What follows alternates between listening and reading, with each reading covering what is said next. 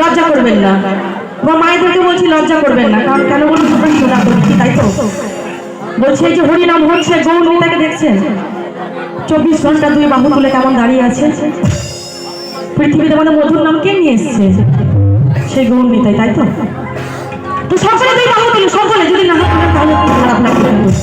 ওই সামনেগুলো পিছনেগুলো সকলে একটু গানের সঙ্গে আনন্দ বলছি, আমার ভাইয়ের একটু ভালো লাগছে।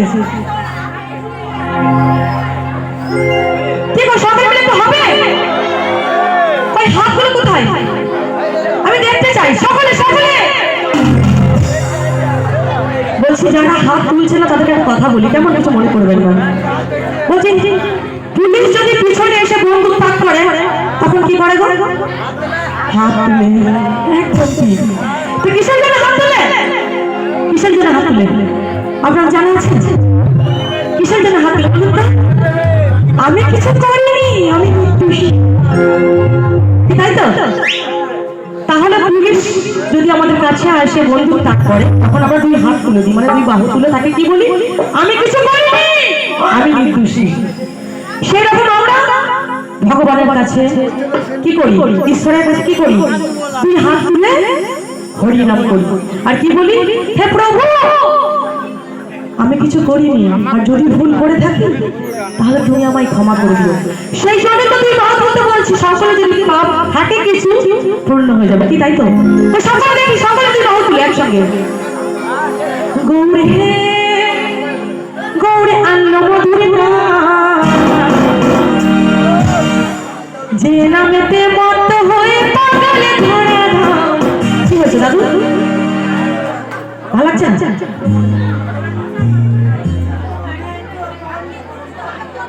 এ বাবা এর কাছে এসে বলতে হবে, দাদু টুকু লাগছে, ঠিক আছে দাদু বলছে আমাকে ভালোবাসি, আই লাভ ইউ। ঠিক আছে সকলে মিলে একটু তুই বাবু তুলে গৌরী হে গৌরী অন্ন মধুরী